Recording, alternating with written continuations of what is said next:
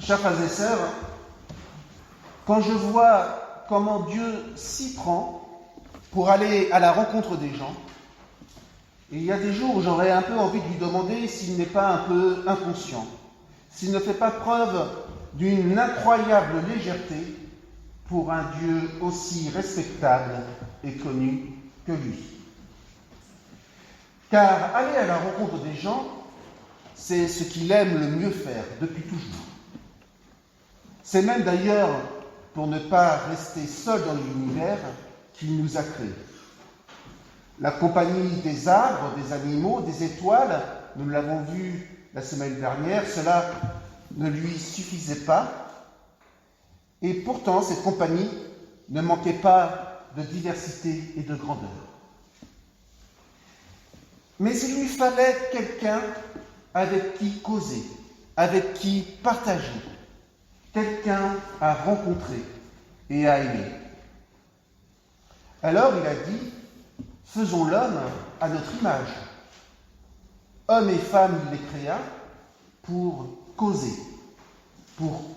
avec eux, pour partager avec eux, pour les rencontrer et les aimer. Et voilà, c'était très bon. Mais les moyens de Dieu pour cette rencontre sont-ils à la hauteur de sa volonté et de son projet? Regardez un peu comment il s'y prend au temple de Jérusalem, à la porte donc dite la Belle. D'un côté, il y a Pierre et Jean qui montent au temple pour la prière de 3 heures de l'après-midi. La foule est là. Il y a du monde, il y a de l'animation, comme un jour de marché dans nos villes, de fête dans nos villages. Et près de la belle porte se tient aussi, c'est beaucoup dire, un homme. Il est par terre, à moitié couché, à moitié assis, on ne sait pas trop. Il est paralysé. Chaque jour, il y a des bras serviables qui le portent jusqu'à ce lieu de passage. Ils viendront le rechercher à la fin de la journée. Entre-temps, cet homme aura sollicité l'aumône des passants. Et Pierre et Jean sont là, perdus dans la foule. Un paralysé anonyme qui ne suscite même pas l'étonnement d'ailleurs, puisqu'il est là tous les jours, fait partie du paysage. Bref, des circonstances très banales. Une foule de gens, une rencontre bien improbable, qui aura lieu pourtant. Et c'est là, voyez-vous, que Dieu est quand même extraordinaire. Et c'est là aussi que Dieu nous donne quelques frayeurs, car la rencontre va prendre naissance juste dans le regard. Le plus fragile en même temps que le plus fort des liens. N'allons pas imaginer que Pierre et Jean étaient avertis de ce qui allait se passer. Ils ne s'y attendaient absolument pas. Ils n'avaient pas reçu des instructions en songe comme cela se voit en d'autres circonstances. Vous irez à tel endroit et vous trouverez un homme paralysé auquel vous direz ceci ou cela. Rien de tout cela. Ils montent au temple pour prier, un point c'est tout. C'est d'ailleurs le paralysé qui les voit d'abord et qui tend la main vers eux pour demander l'aumône. Ce ne sont pas Pierre et Jean qui scrutaient la foule avec insistance pour chercher une bonne action à accomplir, comme nous aimons parfois le faire. C'est d'abord un regard de détresse qui s'est posé sur eux. Et Pierre et Jean ont accepté de se laisser choisir par ce regard. Et alors, à leur tour, ils ont regardé cet homme et un lien, une fragile passerelle s'est tendue. Alors, non, Dieu n'est pas d'une incroyable légèreté quand il veut rencontrer les hommes. Seulement, il met sa confiance dans ce qui peut naître lorsque 2 regards se croisent. Il y a certes de la fragilité dans tout cela, mais certainement pas de la légèreté. de la part de Dieu. C'est l'espace d'une rencontre humaine qui va permettre la venue de Dieu. C'est là que tout se passe et que Pierre et Jean pourront dire leur attachement au Christ et à la puissance de son nom. Alors notez bien que tout cela n'était pas joué d'avance. Pierre et Jean auraient pu être distraits, tout occupés à parler ensemble. Pierre et Jean auraient pu détourner les yeux et regarder ailleurs. Parce que c'est si facile de fermer les yeux ou de détourner la tête ou de passer tout droit sans voir. Nous le faisons souvent. Mais quand même, la force et la douceur du regard. Vous savez, il y a des amours qui naissent d'un regard échangé. Il y a des angoisses qui s'apaisent par la vertu d'un regard posé sur nous. Il y a des forces qui reviennent de la confiance qui renaît. Il y a bien sûr aussi des regards, je vous l'accorde, pour faire peur, ou pour blesser, ou pour humilier. En tout cas, le regard est souvent une première entrée en relation. Le regard est probablement une des toutes premières dimensions de nous-mêmes que le Christ vient évangéliser, nourrir de sa présence. Cela n'est pas naturel d'accueillir le regard d'un autre, avec son attente, avec peut-être ses demandes. Et cela n'est pas naturel de porter sur les autres un regard nourri d'attention et de présence. Il faut une source qui coule du dedans. L'Esprit travaille à cela en nous, en permanence. Bien sûr, Dieu aurait pu, c'est vrai, s'y prendre autrement et décider d'imposer sa présence de manière tonitruante. Des fois, il l'a fait. Mais le plus souvent, quand même, il choisit de se glisser dans l'espace où des regards humains tissent un lien. Et il s'aventure sur cette fragile passerelle. Car au fond, la venue du Dieu ressemble beaucoup plus à l'approche délicate de deux regards qu'à une invasion qui renverse tout sur son passage.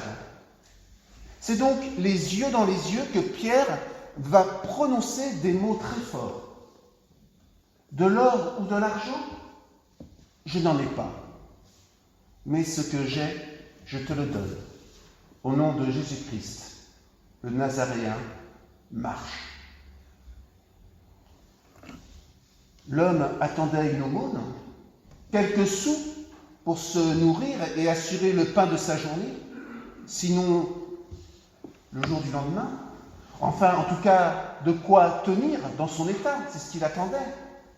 Et au lieu de tout cela, il reçoit une parole qui fait vivre, une parole qui le met debout. Une parole qui ne doit rien à la puissance de l'or ou de l'argent.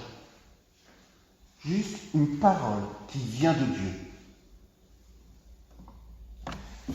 J'ai lu une très belle anecdote à propos de Mère Teresa à Calcutta. Mère Teresa, un jour comme tant d'autres, était à l'œuvre dans les rues de Calcutta, et elle était agenouillée sur le sol, et elle tenait un homme dans ses bras. Toute la misère du monde paraissait s'être concentrée dans cet homme. La saleté, la faim, la maladie, le désespoir, et disons-le, bientôt la mort. Et alors, il y a un occidental qui passe par là. Et il s'arrête, il contemple ce tableau qui véritablement ressemble à une pietà. Comme toutes les pietà, la scène était véritablement bouleversante, belle et triste à la fois. Une mère qui tient son enfant mort dans les bras ou sur le point de mourir. Vous savez, dit l'homme, même pour 10 000 $, je ne ferai pas ce que vous faites. Et Mère Teresa lui répondit, mais moi non plus. Il y a ainsi des réalités essentielles à la vie qui échappent véritablement au pouvoir de l'argent. Il y a des réalités qui ne s'achètent ni se vendent. Pour tout dire, elles sont littéralement sans prix. L'amour, le don, le regard, la parole partagée. L'homme ne vivra pas de pain seulement, dit Jésus, mais de toute parole sortant de la bouche de Dieu. Et ce qui frappe, c'est que la parole donnée au paralysé, les yeux dans les yeux, mais devant tout le monde, est une parole puissante. C'est étrange parce que nous vivons dans un temps qui se méfie de la parole. Des actes, oui. Des gestes, oui. Du concret, oui. Mais la parole, de beaux discours, rien de plus. Que de fois n'entendons-nous pas attaquer ceux qui parlent parce qu'ils ne le font pas. Comme si la parole ne pouvait être que parlotte, cheveux coupés en 4, bavardage inefficace, temps perdu. Elle peut l'être, c'est vrai. Mais dans sa vérité, la parole est aussi autre chose. Elle peut être puissance, force. Parler à quelqu'un commence à nous alléger du poids qui pèse sur notre vie et s'adresse un rempart contre la solitude.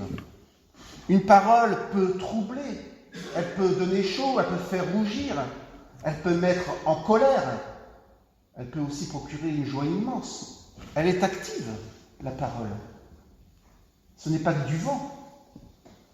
Elle va aussi chercher les profondeurs de la vie.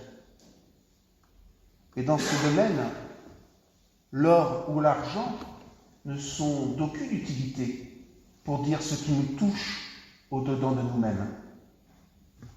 Notre quête d'un sens à la vie, notre besoin d'aimer et d'être aimé, ce qui nous fait mal, ce qui nous remplit de joie. La parole s'enracine au plus profond et elle est active. Voilà pourquoi Jésus est parole de Dieu. Il n'est pas parlotte ou bavardage de Dieu. Il est la profondeur de l'amour qui se dit. Il est la puissance aimante de Dieu, car cela donne la force d'être aimé. C'est la certitude d'être aimé par Dieu qui remet le paralysé sur pied. Mais comment a-t-il reçu cette certitude ? Un homme a accepté de croiser son regard et de le regarder en face, de nouer un lien avec lui, un lien fraternel, de s'arrêter, de prendre du temps. Un homme lui a parlé de la confiance qui vient de Dieu. Un homme l'a pris par la main pour l'aider à se lever. Pensez-vous, frères et sœurs, à la manière dont Dieu vient vers vous? Vous trouverez toujours, je crois, le regard de quelqu'un qui prend du temps. La parole, une main tendue. Ce que nous pouvons nous aussi donner les uns aux autres. C'est ainsi que Dieu va à la rencontre des hommes pour les relever, les rendre à la vie. Pas par légèreté ou inconscience, mais parce qu'il a confiance en nous. Amen.